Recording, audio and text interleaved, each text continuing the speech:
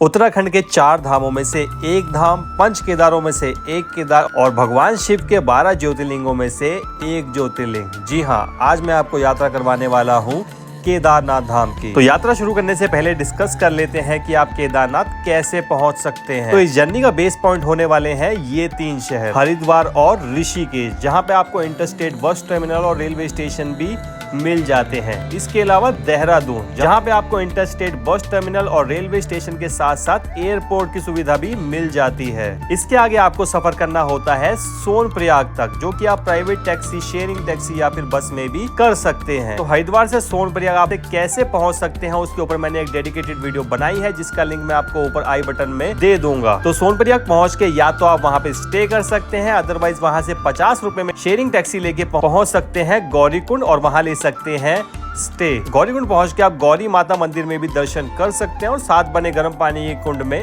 नहा भी सकते हैं। बाकी अगले दिन अर्ली मॉर्निंग उठ के आप शुरू कर सकते हैं अपनी केदारनाथ धाम की यात्रा।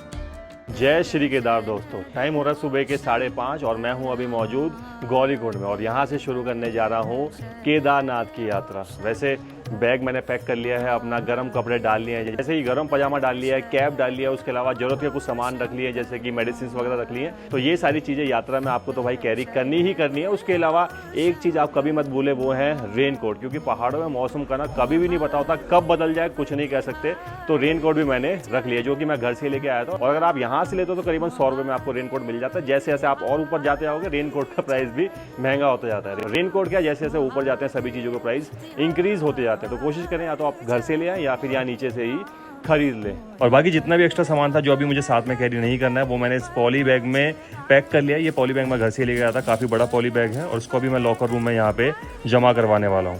बाकी डेट है आज 10 मई, यात्रा का आज दूसरा दिन ही है और कपाट भी आज सुबह सुबह ही ओपन होने हैं। और बाकी एक्सपेक्ट नहीं कर रहा था गौरीकुंड में इतनी ज़्यादा ठंड होगी। आप देख रहे हो मैंने यहाँ पे जैकेट पहनी हुई है। मौसम सुबह हल्का हल्का सा ठंडा है और पानी भी काफ़ी ज़्यादा चिल्ड है। नॉर्मल जो पानी भी यहाँ पे है ना, वो ऐसा लग रहा है कि भाई किसी फ्रीजर से निकाल के दिया है। तो मैंने गर्म पानी करवा के यहाँ पे नहा लिया था। जहाँ पे मैं रुका हूँ सुभाष लॉज है, डॉर्मेट्री में मैं यहाँ पे रुका था। डॉर्मेट्री नहीं कह सकते, एक रूम था जिसके अंदर काफ़ी सारी बेडिंग लगी हुई थी। तो 500 रुपये पर पर्सन का प्राइस यहाँ पे लिया गया था। अदरवाइज रूम तो यहाँ पे काफ़ी ज़्यादा कॉस्टली थे। अगर यहीं के रूम की बात करें तो यहाँ पे जो रूम था डबल बेड का था, वो था 2500 रुपये। तो जी अभी मैं आ गया हूँ गौरीकुंड में ही सिचुएटेड एक होटल में, जिसमें बेसिकली ये लॉकर रूम की सुविधा भी प्रोवाइड करवाते हैं। ऐसा कोई लॉकर रूम सेपरेट यहाँ पे अवेलेबल नहीं है, लेकिन सामान वगैरह रख लेते हैं। 100 रुपये पर बैग का प्राइस यहाँ पे लिया जाता है। और गौरीकुंड में ना ऐसे काफ़ी सारे रेस्टोरेंट, होटल आपको देखने को मिल जाते हैं, जहाँ पे आप अपना सामान रखवा सकते हैं। बाकी इस रेस्टोरेंट का नाम है अनूप होटल एंड रेस्टोरेंट। बाकी इसका मेन्यू भी देख लो, जिससे आपको थोड़ा सा आइडिया लग जाए कि गौरीकुंड में जो होटल्स वगैरह रहते हैं वहाँ पे खाने के रेट क्या रहते हैं। तो अभी सोच रहा था कि एक चाय पी लेता हूँ, चाय की चुस्की ले लेते हैं और फिर यात्रा की शुरुआत यहाँ से करते हैं। और बाकी देख लीजिए भाई, ऐसा कुछ दिखाई देता है गौरीकुंड, ये देख लीजिए। और बाकी लोग यात्रा के लिए काफ़ी अर्ली मॉर्निंग ही निकल चुके हैं और आप देख रहे होंगे ज़्यादातर लोग लाठी अपने साथ में कैरी कर रहे हैं। तो 50 रुपये में लाठी यहाँ से ले लीजिए, ताकि आपको ट्रैकिंग करने में ना थोड़ी सी आसानी रहे। और देखो एक चीज़ आपको बता दूं, ऊपर जो रेट रहता है ना सभी चीज़ों को महंगे रहते हैं। जैसे पानी की बोतल भी ऊपर 50 रुपये तक भी मिलती है। तो बीच बीच में ना ऐसे आपको पानी के स्रोत दिखाई दे जाएंगे या पानी की टंकियाँ दिखाई दे जाएंगी, तो वहाँ से आप पानी भर सकते हो। ठीक है, पहाड़ों में से पानी आता है, साफ़ पानी होता है, ऐसी कोई दिक्कत नहीं होती है।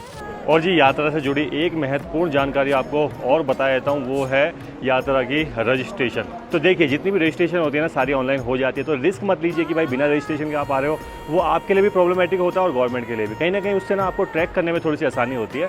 वैसे आपको ऑनलाइन रजिस्ट्रेशन का पोर्टल बता देता हूँ, registration&tourist.uk.gov.in के नाम से वेबसाइट है। वहाँ पर जाके आप अपना रजिस्ट्रेशन करवा सकते हैं। वहाँ पर छोटी मोटी डिटेल आपसे मांगते हैं, जैसे आपका फ़ोन नंबर, आपका नाम, आधार कार्ड डिटेल, आपकी पासपोर्ट साइज़ फ़ोटो, और आपकी रजिस्ट्रेशन हो जाती है डन। वैसे अगर आप चाहें तो ऑफलाइन रजिस्ट्रेशन भी करवा सकते हैं, जैसे हरिद्वार में आके, सोनप्रयाग में आके, लेकिन मेरे हिसाब से वो रिस्क ना लें, क्योंकि वहाँ पे लंबी लंबी लाइनें लगती हैं, खाम में आपको परेशानी होगी। तो इसलिए पहले से ही अपनी ऑनलाइन रजिस्ट्रेशन आप करवा के आएँ। और देखिए जैसे ही आप यात्रा शुरू करते हैं ना, यहाँ पे एक पॉइंट आता है जहाँ पे आप घोड़ा खच्चर वगैरह ले सकते हैं। देख लीजिए सामने वहाँ पे ग्रीन कलर के बोर्ड पे लिखा भी हुआ है प्रीपेड काउंटर घोड़ा खच्चर।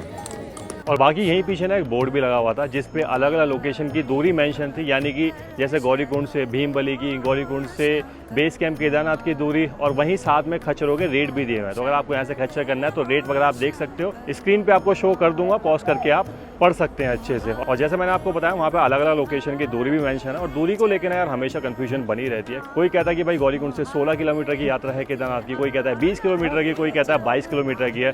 तो दूरी को लेकर जो कन्फ्यूजन है ना वो हमेशा बनी रहती है। दूरी से मतलब मत रखो, श्री केदार बाबा का नाम लो, यात्रा को शुरू करो, यात्रा खुद ब खुद हो ही जाएगी।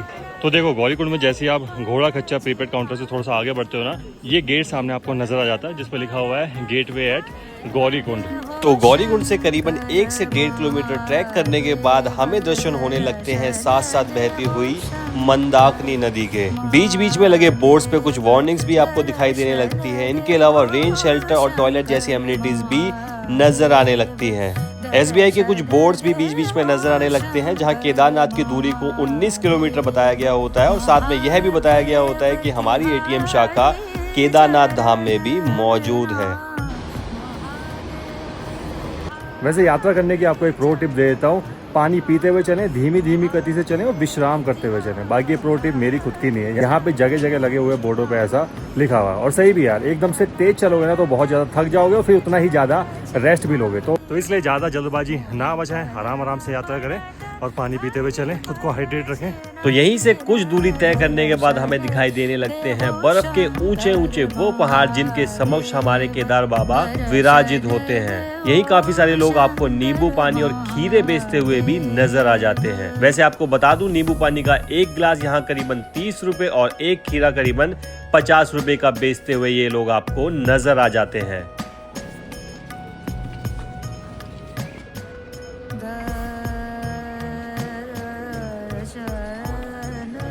तो करीबन 1.5 घंटे की यात्रा करके मैं अभी पहुंच गया हूँ चीरवासा में स्थित भैरवनाथ के मंदिर पे। तो देख लीजिए, ये है चीरवासा में स्थित भैरवनाथ जी का मंदिर, और यहाँ पे दर्शन आप कर सकते हैं। यहाँ पे दर्शन करके आप अपनी यात्रा को फिर कंटिन्यू कर सकते हैं। बाकी यही यात्रा के दौरान मुझे कुछ पिट्ठू भी नजर आते हैं जिनसे बात करने में पता चलता है कि वो एक यात्री को गौरीकुंड से मंदिर तक छोड़ने के लिए करीबन 7 से 8 हजार रुपए लेते हैं। वहीं एक पालकी वाला करीबन 10 से 12 हजार रुपए का चार्ज लेता है।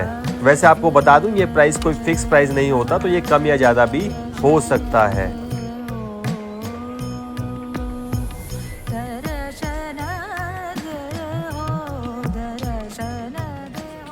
तो देख लो भाई, टाइम हो गया 8:10। करीबन 2 घंटे की यात्रा हम कर चुके हैं। 6 बजे मैंने यात्रा शुरू करी थी और अभी मैं पहुंच गया हूं जंगल चट्टी। ये जो पूरा एरिया आप देख रहे हो ना, ये कहलाता है जंगल चट्टी। और रेगुलर यात्रा वाले दिन में आप आओगे ना तो यहाँ पे आपको काफ़ी सारी खाने पीने की दुकानें मिलेंगी। मतलब जितनी भी दुकानें हैं ना जो अभी बंद पड़ी हैं, ये सारे छोटे छोटे ढाबे हैं। और देखो, पूरी मार्केट बंद होने का जो रीज़न है वो एक लोकल से मुझे पूछने पे यहाँ पर पता चला। वो बता रहे थे कि भाई हाल फिलहाल में केदारनाथ में कुछ होटल्स वगैरह तोड़े गए हैं, तो उसके रिगार्डिंग यहाँ पर प्रोटेस्ट चल रहा है और इस वजह से पूरी मार्केट बंद हो रखी है। और बाकी जब मैं कल गौरीकुंड में था ना तो वहाँ पे प्रोटेस्ट चल भी रहा था। चलो आशा करते हैं यात्रा के आगे आने वाले दिनों में ये मार्केट जल्दी ओपन हो जाएगी। और बाकी अगर और बात करें जंगल चट्टी की, तो यहाँ पे मेडिकल रिलीफ पोस्ट यानी कि फर्स्ट एड पोस्ट भी अवेलेबल है। उसके अलावा यहाँ पे ना GMVN के कैंप्स भी अवेलेबल है, तो अगर यहाँ पे भी आप रुकना चाहो तो रुक सकते हो। हाँ, लेकिन अगर आप यहाँ पे GMVN के कैंप साइट में रुकना चाहते हैं तो आपको एडवांस बुकिंग करके चलनी पड़ेगी। और सिर्फ यही नहीं, पूरे सोनप्रयाग में, गौरीकुंड में या फिर केदारनाथ में GMVN के जितने भी कैंप साइट है ना, वहाँ पे भाई बहुत ज़्यादा रश रहता है। स्पेस इतनी आसानी से अवेलेबल नहीं होता क्योंकि गिने चुने कैंप साइट अवेलेबल रहते हैं, तो एडवांस में बुकिंग करके चलनी पड़ती है। GMVN की वेबसाइट आपको स्क्रीन पर शो कर दूँगा या फिर डिस्क्रिप्शन में भी दे दूँगा। तो जंगल चट्टी के बाद ही मुझे दिखाई देता है ये प्राचीन हनुमान मंदिर, जहां यात्रीगण थोड़ा बहुत आराम भी कर रहे होते हैं और साथ साथ हनुमान जी के दर्शन भी कर रहे होते हैं। प्रकृति के नज़ारे देखो केदारनाथ यात्रा में कितने ज़्यादा खूबसूरत दिखाई देते हैं। देख रहे हो कितना खूबसूरत झरना यहाँ पे मौजूद है। तो जी टाइम हो गया करीबन 9:30 और मैं पहुंच चुका हूं भीमबली। बाकी देख लीजिए, ऐसा कुछ दिखाई देता है भीमबली। ये सामने यहाँ पे GMVN का कॉम्प्लेक्स मौजूद है, यहाँ पे स्टे वगैरह आप कर सकते हैं। बाकी पुलिस की एक चेक पोस्ट यहाँ पे आपको देखने को मिल जाती है। उसके अलावा हनुमान जी का एक मंदिर भी यहाँ पे सिचुएटेड है। और बाकी जी हड़ताल का असर ना अच्छा खासा देखने को मिल रहा है। जंगल चट्टी की तरह यहाँ पे भी सारी मार्केट क्लोज है। चलो कोई नहीं, वो तो आने वाले टाइम में ओपन हो ही जाएगी। बाकी जगह जगह पे ना आपको वाईफाई जोन के ऑप्शन भी यहाँ पे नज़र आते हैं। जैसे जंगल चट्टी में भी वाईफाई जोन मौजूद था, यहाँ भीमबली में भी वाईफाई जोन मौजूद है। लेकिन वहाँ पे मैंने कनेक्ट करने की कोशिश करी तो वहाँ पे जंगल चट्टी में तो वाईफाई दिखा भी रहा था, कनेक्ट वहाँ पे नहीं हो रहा था, लेकिन यहाँ पे तो वाईफाई दिखाई नहीं रहा। तो एटलीस्ट यार जहाँ पे वाईफाई जोन है प्रशासन को वहाँ तो वाईफाई अवेलेबल करवाना ही चाहिए। बाकी केदारनाथ यात्रा की ना ये सबसे बढ़िया चीज़ मुझे लगी, बीच बीच में ना आपको ऐसी फर्स्ट एड पोस्ट देखने को मिल जाती है जो कि इमरजेंसी में भाई लोगों के काफ़ी काम आती है। तो देख लीजिए यहाँ भीमबली में भी एक फर्स्ट एड पोस्ट मौजूद है।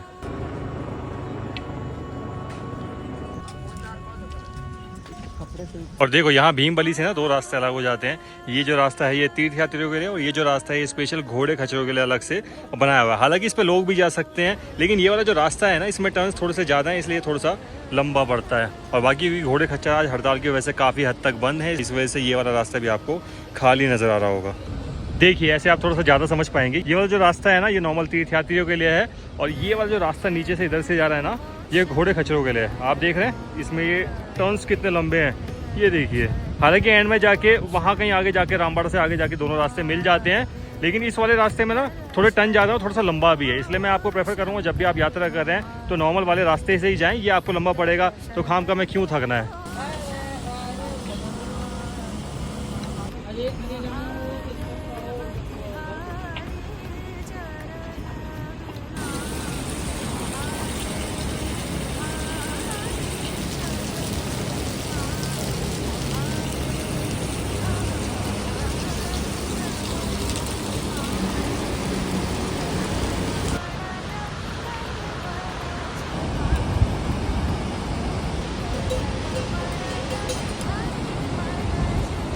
और दोस्तों मैं अभी पहुंच गया हूं रामबाड़ा, और मंदाकिनी रिवर का फ्लो देखो यार यहाँ पे कितना ज़्यादा तेज़ है।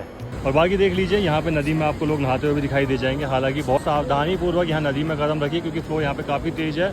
और बाकी 2013 की प्रलय से पहले ना रामबाड़ा कहीं वहाँ हुआ करता था नदी के साथ में, जो कि 2013 के प्रलय के बाद तबाह हो गया था। उस टाइम पर तो रामबाड़ा में काफ़ी बसावट हुआ करती थी, लेकिन आज जो आपको रामबाड़ा नज़र आता है ना, अभी तो मैं उतर के आ गया हूँ तो आपको नहीं दिखा पाऊंगा।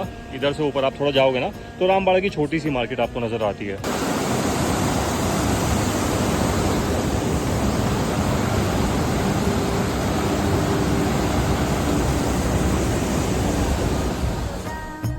तो एक तरफ जहां रामबाड़ा पहुंचते पहुंचते ट्रैकिंग थोड़ी सी मुश्किल हो जाती है, वहीं दूसरी ओर ऊंचे ऊंचे पर्वतों के नज़ारे बहुत ही ज्यादा खूबसूरत हो जाते हैं।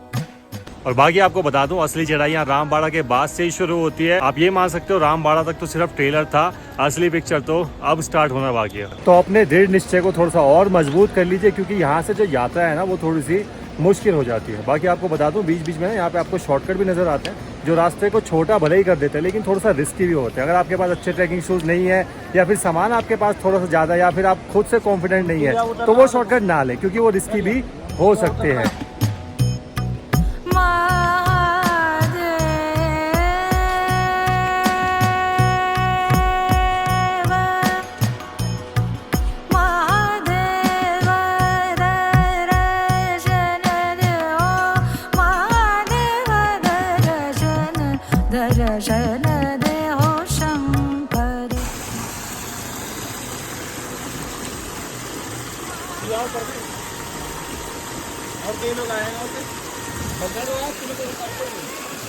और ये जो बोतल देख रहे हो अभी मैंने नीचे झरने से भरी थी, और मैं कह रहा हूँ पानी इतना ठंडा हो रहा है जितना फ्रीजर में भी ठंडा नहीं होता। भाई इसने पूरे हाथ ठंडे कर दिए। ठंडा तो है ही, सबसे खास बात यह है कि भाई प्रकृति का पानी है, इससे ज्यादा साफ पानी तो मेरे ख्याल से आरओ का भी नहीं हो सकता भाई। इसके बाद करीबन 11:30 बजे मैं पहुंच जाता हूं छोटी लिंचोली, जहां चल रहा होता है चंडीगढ़ वालों का भंडारा, जो कि यहां 10 मई से 10 जून तक चलने वाला होता है। वैसे आपको बता दूं इस साल ये अपना दूसरा भंडारा यहां पे करवा रहे होते हैं। बाकी छोटी लिंचोली के बाद बीच बीच में काफी सारी प्राइवेट कैंप साइट दिखने लगती है, जिनकी संख्या मंदिर तक जाते जाते और भी ज्यादा बढ़ जाने वाली होती है। तो रात बेरात में ट्रैकिंग करते हुए अगर आपको इमरजेंसी में कहीं बीच में रुकना हो तो यहाँ से आगे आपको काफी ऑप्शन मिल जाने वाले हैं। बाकी छोटी लिंचोली के बाद से ही हेलीकॉप्टर्स की गड़गड़ाहट भी ज्यादा सुनाई देने लगती है, और बर्फ के काफी सारे पैच भी बीच बीच में दिखाई देने लगते हैं।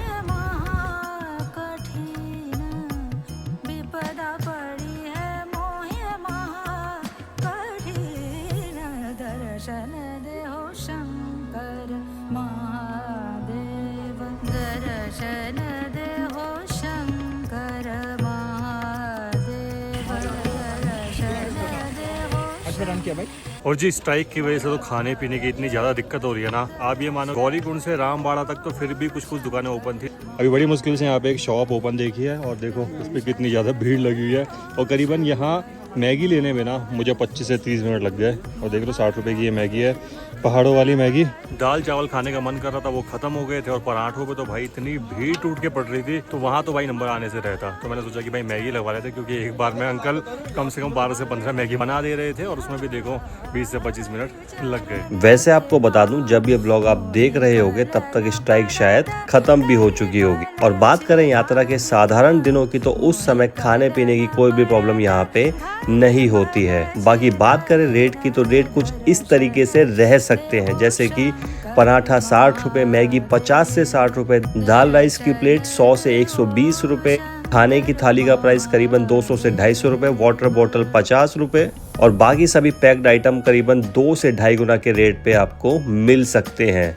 तो यहाँ से यात्रा को फिर से शुरू करते हुए करीबन 1:30 बजे मैं पहुँच जाता हूँ बड़ी लिंचोली, जहाँ के नज़ारे कुछ इस तरह दिखाई देते हैं। और जी ये बर्फ़ के नज़ारे देखो कितने ज़्यादा शानदार दिखाई दे रहे हैं। और ये ना यात्रा के शुरुआती दिनों में ही दिखाई देते हैं, क्योंकि जैसे जैसे यात्रा आगे बढ़ेगी, जून का मौसम आएगा, जुलाई का मौसम आएगा, तब ये सारी बर्फ़ मेल्ट हो चुकी होगी।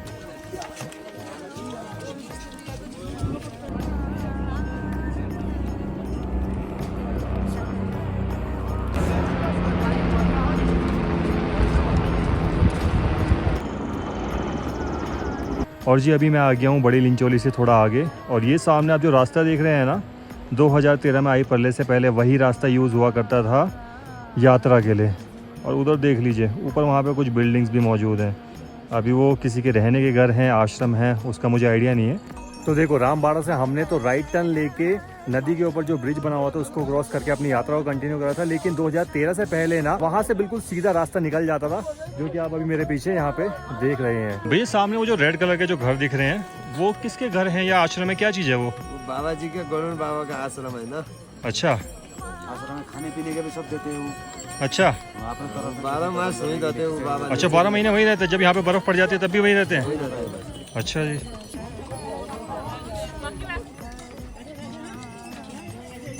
और जी ये देखो दोनों तरफ बर्फ़ की दीवार है और यहाँ बीच में से चल रही है यात्रा।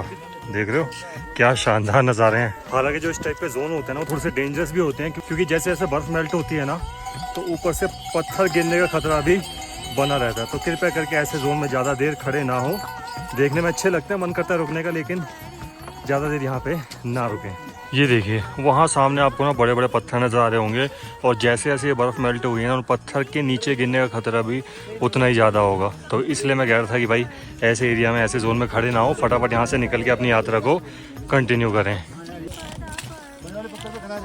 और प्रकृति के नज़ारे देखो यार कितने ज़्यादा सुंदर दिखाई दे रहे हैं। यहाँ पे देख लो पूरे के पूरे पहाड़ बादलों में कवर हो चुके हैं। इवन नीचे भी ना आपको ज़्यादा दूर तक कुछ दिखाई नहीं दे रहा होगा, क्योंकि देखो पूरे जो भी पहाड़ है ना, डेंस क्लाउड ने उनको कवर कर लिया है। तो देख रहे हो नज़ारे कितने ज़्यादा शानदार हैं। इसके बाद मुझे ऊपर दिखाई देने लगता है रुद्रा पॉइंट, जो कि घोड़े खच्चरों का अंतिम पड़ाव भी होता है। और वहां से मंदिर की दूरी भी लगभग 1.5 किलोमीटर ही होती है। बाकी रुद्रा पॉइंट के आगे रास्ता भी बहुत ज्यादा कठिन नहीं होता है। तो थोड़ी सी हिम्मत और जुटा के मैं निकल पड़ता हूँ रुद्रा पॉइंट की तरफ।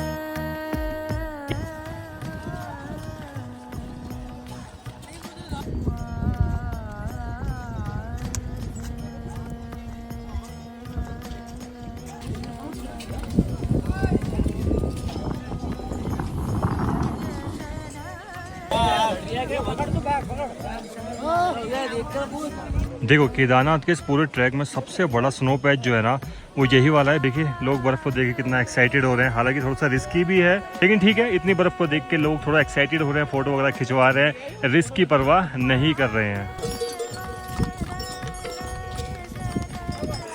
तो जी टाइम देख लीजिए, शाम के 4 बज चुके हैं और अभी मैं पहुंच चुका हूं रुद्रा पॉइंट। बेसिकली ये घोड़ों का अंतिम पड़ाव है। घोड़े वगैरह जो है वो यहीं तक जाते हैं। थोड़ा सा आगे आप जाओगे ना तो घोड़ों का शेल्टर वगैरह बना रखा है, तो वहीं तक सारे घोड़े वगैरह जाते हैं। और देख लीजिए यहाँ पे मेडिकल चेक पोस्ट भी अवेलेबल है, तो अगर आपको कोई मेडिकली हेल्प चाहिए तो यहाँ पे आप जा सकते हैं। और बाकी मौसम देखो यार, देख रहे हो भाई नीचे कुछ भी दिखाई नहीं दे रहा। तो आप इससे अंदाज़ा लगा सकते हो कि केदारनाथ में जो मौसम है ना, वो कभी भी चेंज हो जाता है। इवन जो गूगल है ना, गूगल पे भी भरोसा नहीं करा जा सकता है यहाँ पे। तो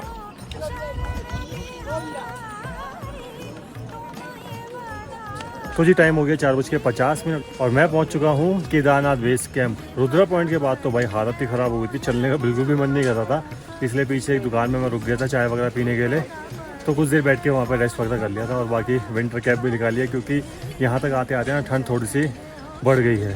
और देख लीजिए इधर मौजूद है GMVN की वासुकी टेंट कॉलोनी, जिसमें आज का अपना स्टे रहने वाला है, जो कि मैंने GMVN की वेबसाइट से ही बुक कर लिया था कुछ दिन पहले। और इसमें स्टे का जो मुझे रेट पड़ा था वो मुझे पड़ा था करीबन 600 रुपये। और बाकी देख लीजिए ऐसी कुछ ही टेंट कॉलोनी है, काफ़ी सारे यहाँ पे आपको टेंट दिखाई दे जाएंगे और एक टेंट में ना मैक्सिमम 10 लोग रहते हैं। स्लीपिंग बैग वगैरह ये प्रोवाइड करवाते हैं ताकि रात को ठंड वगैरह ना लगे। तो देख लीजिए ये है GMVN के वासुकी टेंट कॉलोनी का टेंट। हालांकि टेंट मुझे उतना कोई ज़्यादा खास नहीं लगा, काफ़ी ज़्यादा गंदा भी हो रहा है। चलो टेंट से हमें उतना ज़्यादा मतलब नहीं है। पूरे टेंट में ना सिर्फ उस कोने पे ही एक चार्जिंग बोर्ड लगा हुआ है, तो यार ये तो ठीक नहीं है। एटलीस्ट कम से कम 3 से 4 जगह तो बोर्ड लगे होने चाहिए चार्जिंग के लिए। और बाकी देख लीजिए ऐसे यहाँ पे बेड अवेलेबल हैं। हाँ जी, अच्छा चलता नहीं है वो भी? अच्छा, तो भैया बता रहे हैं कि वो भी नहीं चलता है। बाकी देख लीजिए इधर हमें मिले हैं गगन भैया, इनकी भी यहाँ पे कैंपिंग है।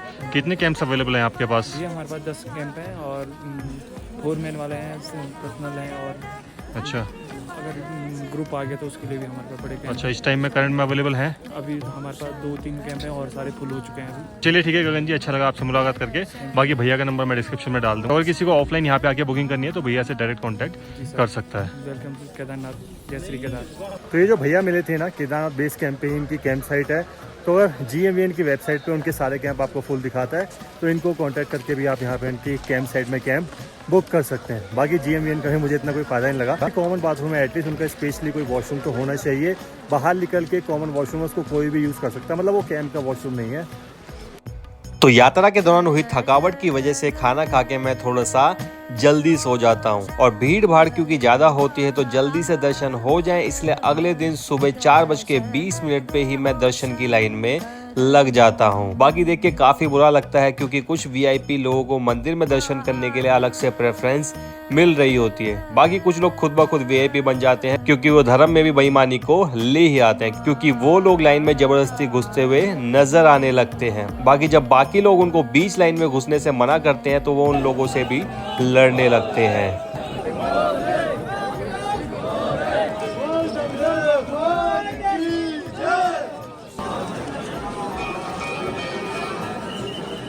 तो जी फाइनली श्री केदारनाथ धाम में केदार बाबा के दर्शन होते हैं संपन्न, और दर्शन करके इतना ज़्यादा अच्छी अनुभूति हो रही है ना, जिसको मैं शब्दों में बयान तो बिल्कुल भी नहीं कर सकता हूँ। सुबह 4:20 पे मैं यहाँ लाइन में लग गया था और करीबन 7:20 पे मुझे दर्शन हुए हैं। तो आप ये लगा सकते हो कि करीबन 3 घंटे में जाके मुझे यहाँ पे दर्शन हुए हैं। बाकी आपको बता दूँ अंदर मंदिर में भगवान शिव तो विराजित हैं ही, उनके अलावा 5 पांडवों की मूर्ति आपको मिल जाएगी। श्री द्रौपदी जी की मूर्ति आपको देखने को मिल जाती है, श्री कुंती जी की मूर्ति देखने को मिल जाती है। इन सब मूर्तियों के अलावा भी कुछ और मूर्तियां मंदिर में मौजूद है। बाकी मंदिर की खूबसूरती देखो यार, कितना ज्यादा शानदार लग रहा है मंदिर, और फूल मालाओं से जो सजा हुआ है ना, काफी ज्यादा खूबसूरत लग रहा है। क्योंकि कली कपाट खुले हैं तो इस वजह से अच्छी खासी सजावट यहाँ पे देखने को मिल रही है। और बाकी बैकग्राउंड में बर्फ से ढके हुए पहाड़ देखो यार, कितने ज्यादा खूबसूरत दिखाई दे रहे हैं। और बाकी केदारनाथ में यहाँ ज्योतिर्लिंग की स्थापना से जुड़े इतिहास के बारे में अगर बात करी जाए तो 2 कथा इस संशय में काफी प्रचलित है। पहली कथा के अनुसार यहाँ केदार घाटी में नर और नारायण नाम के 2 ऋषि तपस्या करते थे। उनकी आराधना से प्रसन्न होकर भगवान शंकर प्रकट हुए और उनके प्रार्थना अनुसार ज्योतिर्लिंग के रूप में सदा यहाँ पे वास करने का वरदान उनको दे दिया।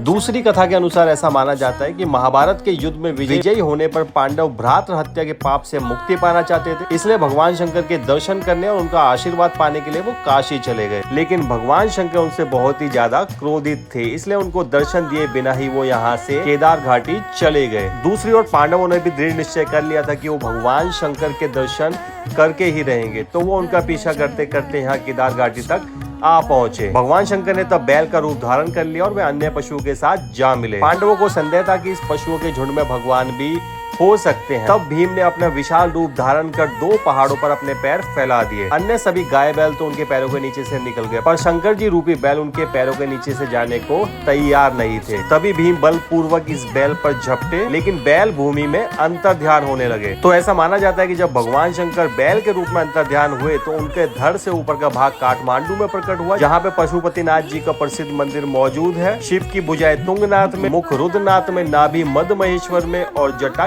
कल्पेश्वर में प्रकट हुए, इसलिए इन चारों स्थानों सहित केदारनाथ को पंच केदार कहा जाता है। और ऐसा माना जाता है कि इस मंदिर का निर्माण पांडवों के पौत्र महाराजा जन्मजय ने करवाया था, बाकी आदि शंकराचार्य ने इस मंदिर का जीर्णोद्धार करवाया था। बाकी आपको दिखा दूं, ये जो रास्ता आप देख रहे हो ना, ये पुराना रास्ता हुआ करता था दर्शन के लिए। यहाँ से सीधा लाइन आती थी और डायरेक्ट यहाँ पे दर्शन हुआ करते थे। लेकिन अभी क्या है ना, मंदिर में एंट्री के लिए भाई नया कॉरिडोर बनाया गया है, जो कि उधर पीछे से आता है, पीछे से घूमता हुआ वो यहाँ पे खुलता है और फिर यहाँ से सीधा आपको दर्शन होते हैं। और देख लीजिए, अभी मैं आ गया हूँ मंदिर के बैक साइड वाले एरिया पे, और ये जो बड़ा सा पत्थर आप देख रहे हैं ना, इसको भीमशिला बोला जाता है। और 2013 में जब प्रलय आई थी ना, तो चारों तरफ से पहाड़ों पे से भाई जगह जगह से पानी की स्ट्रीम्स फ्लो हो रही थी, और उन्हीं स्ट्रीम्स में से ना ये भीमशिला भी फ्लो होकर आई थी, जो कि मंदिर के बैक साइड पे आके बिल्कुल रुक गई थी। इसने ना मंदिर को नुकसान होने से काफी हद तक बचा लिया था। बाकी इधर हमारे साथ जयेश भाई मौजूद हैं, ट्रैवलर ब्रोस के नाम से इनका चैनल है। कैसे हो भाई? बहुत शानदार भैया। और कैसे रहे दर्शन? बहुत बहुत भव्य रहा। मैं तो डोली के साथ ही आया था। अच्छा। एकदम अनोखा एक्सपीरियंस है। अच्छा। अगर आप लोग भी चाहते हैं कि कभी दर्शन करने आए तो डोली के साथ आइए। अच्छा। बहुत मजा आता है। और पंचमुखी भगवान की जो डोली आती है, राइट, और उसके साथ में मतलब आने से बहुत अलग की ऊर्जा मिलती है, तो एक अलग एक्सपीरियंस रहता है।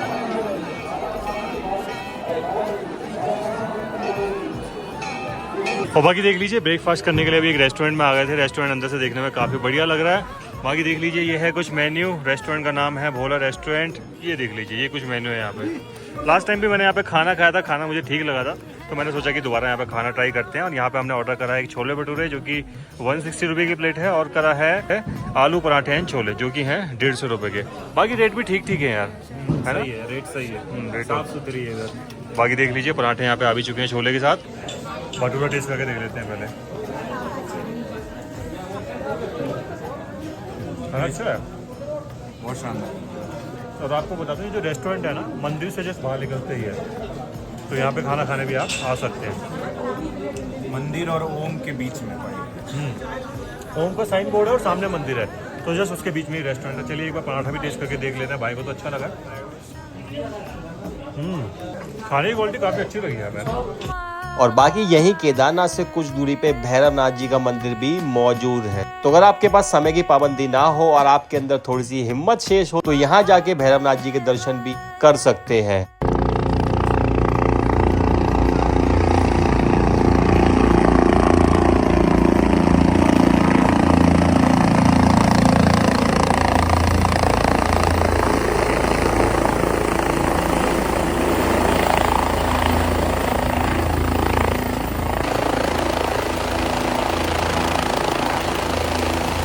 और बाकी आप ये मेरे पीछे देख रहे हैं, केदारनाथ में स्थित यहाँ पे हेलीपैड, क्योंकि आपको पता होगा कि भाई केदारनाथ में आप हेलीकॉप्टर के थ्रू भी आ सकते हैं। वैसे आपको बता दूं, 3 लोकेशन से ये हेलीकॉप्टर सर्विस ऑपरेट होती है। पहली है गुप्त काशी, उसके बाद फाटा और फिर है सिरसी। तो इन तीनों लोकेशन से आप यहाँ केदारनाथ में आ सकते हैं। बाकी जो बुकिंग वेबसाइट है, इसकी आपको डिस्क्रिप्शन में दे दूंगा, तो वहाँ जाके आप डायरेक्ट बुकिंग कर सकते हैं। बाकी बुकिंग करते टाइम में थोड़ा सा ध्यान दें, क्योंकि आजकल जो हेलीकॉप्टर बुकिंग है ना, उसमें काफ़ी सारा स्कैम भी हो जाता है, तो उस चीज़ का थोड़ा सा ध्यान रखें।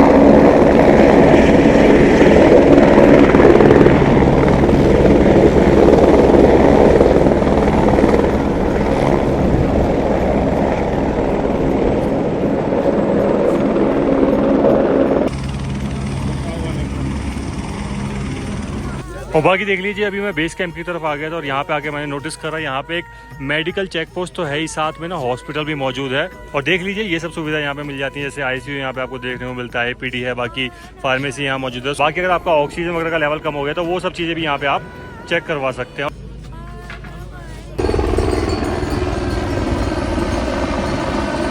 तो चलिए जी, केदारनाथ की यात्रा होती है समाप्त, और भगवान केदार के दर्शन करके भाई जो आनंद हुआ है ना, उसको शब्दों में तो बयान बिल्कुल भी नहीं करा जा सकता है। बाकी मैं आपको ना कुछ बातें बताना चाहूँगा, जो कि आपको केदारनाथ जी की यात्रा प्लान करते टाइम और यात्रा करते टाइम फॉलो करनी चाहिए। तो सबसे पहली बात आती है एडवाइजरी। आप सबसे पहले गवर्नमेंट की रिलीज की हुई एडवाइजरी चेक करें, जो कि वो टाइम टू टाइम रिलीज करते रहते हैं। फॉर एग्जांपल, जैसे अभी स्ट्राइक चल रही है, तो यहाँ पे खाने पीने की काफ़ी दिक्कत है यार, बहुत परेशानी हुई है। और जो लोग घोड़े खच्चर से आना चाहते हैं, घोड़े खच्चर नहीं चल रहे थे। ताकि हेली सर्विस अभी चालू है, उसमें कोई बाधा नहीं है, और स्ट्राइक भी आने वाले टाइम में खत्म हो ही जाएगी। लेकिन गवर्नमेंट ना टाइम टू टाइम मौसम से रिलेटेड एडवाइजरी भी जारी करती रहती है, तो उसको भी आप चेक कर सकते हो, उसको ध्यान में रखते हो अपना प्लान कर सकते हो। दूसरी बात आती है रजिस्ट्रेशन। तो आने से पहले रजिस्ट्रेशन जरूर कर ले। हालांकि इस पूरी यात्रा पे कहीं पे भी मुझे अपना रजिस्ट्रेशन पास चेक करवाने की जरूरत नहीं पड़ी, कहीं पे भी चेक नहीं करा गया। लेकिन ठीक है यार, फिर भी आपको रजिस्ट्रेशन करके ही आनी है, क्योंकि वो आपके लिए भी अच्छा रहता है और गवर्नमेंट के लिए भी, क्योंकि कहीं ना कहीं उससे आपको ट्रैक करने में थोड़ी सी आसानी होती है। और किसी के साथ मिस हैपनिंग हो जाती है तो उसके थ्रू यार आपको ट्रैक आसानी से कर लिया जाता है। तीसरी चीज आती है स्टे। तो देखिए आप अपना स्टे एडवांस में बुक करके आएँ, क्योंकि कभी कभी ऐसा भी होता है कि भाई यहाँ पे बहुत ज़्यादा रश होता है और आपको यहाँ पे ऑफलाइन स्टे नहीं मिल पाता। तो कोशिश करें कि ऑनलाइन स्टे आप बुक करके आएँ, चाहे आप GMVN का बुक करके आएँ या फिर मैंने एक कैंप साइट का नंबर आपको डिस्क्रिप्शन में दे दिया, उन पर कॉल करके भी आप कैंप वगैरह बुक करवा सकते हैं। बाकी आते हैं चौथे पॉइंट पे। जब भी आप यात्रा करें बहुत आराम से करें। कोई कॉम्पिटिशन तो है नहीं कि आपको जल्दी यात्रा करके फटाफट से ऊपर पहुँचना है। आराम से आएँ, आराम करते हुए आएँ, अपनी सेहत का ध्यान रखें। बीच बीच में मेडिकल चेक पोस्ट बनी, अगर आपको लगता है कि भाई कोई प्रॉब्लम आपको हो रही है तो वहाँ पर चेक करवा ले। और हाँ, एक चीज़ और ध्यान में रखें, जब भी यात्रा करें ना, इन घोड़ों खच्चरों से थोड़ा सा बच के चले। हालांकि जिस दिन मैंने जर्नी शुरू करी थी उस दिन स्ट्राइक थी, तो ये लगा लो शाम तक तो घोड़े खच्चर चले ही नहीं थे। तो यात्रा करने में काफ़ी आनंद आ रहे थे। लेकिन जब घोड़े खच्चर फुल फ्लैज में चलते हैं ना, तो भाई बहुत दिक्कत हो जाती है। कभी किसी को टक्कर मार देते हैं, काफ़ी सारे लोग गिर भी जाते हैं। तो थोड़ा सा इनसे बच के चलें और ध्यानपूर्वक अपनी यात्रा करें। अभी आते हैं 5वें पॉइंट की तरफ कि आप कैसे आसानी से दर्शन कर सकते हैं। तो देखिए, मैं दर्शन के लिए निकला था अपने कैंप साइट से करीबन 3:30 बजे। लाइन में मैं लगा था 4:20 पे और करीबन 7:20 पे, यानी 3 घंटे में मैंने दर्शन कर लिए थे। आप जितनी देर से दर्शन की लाइन में लगोगे उतनी देर से आपके दर्शन होने वाले हैं, क्योंकि जब मैं लौट के आ रहा था ना, तो जो भीड़ थी वो बहुत ज़्यादा बढ़ चुकी थी। लाइन ना करीबन 2 से 3 गुना हो चुकी थी। तो कोशिश करें कि भाई जल्दी दर्शन के लिए निकले, ताकि आपके दर्शन अच्छे से हो जाएं। अभी आते हैं मेन मुद्दे पे कि दिल्ली से केदारनाथ और केदारनाथ से वापस दिल्ली घर जाने तक मुझे इस जर्नी में टोटल कितना खर्चा है। तो जितना भी खर्चा इस यात्रा के दौरान मुझे आया वो कैलकुलेट करके स्क्रीन पे आपको शो कर दूंगा। तो चलिए, और जितनी डिटेल थी इस केदारनाथ ट्रिप की वो ब्लॉग के दौरान मैं आपको बता चुका हूँ। उस ब्लॉग को करते हैं यही रैप अप। मिलते हैं नेक्स्ट ब्लॉग में। Till then bye bye, take care, love you all. और पता है कि खाली हाथ नहीं जाना होता। अगर वीडियो पसंद आई तो वीडियो को लाइक शेयर और चैनल को सब्सक्राइब करके जाना होता। चलिए जी, मिलते हैं फिर नेक्स्ट ब्लॉग में। Bye bye.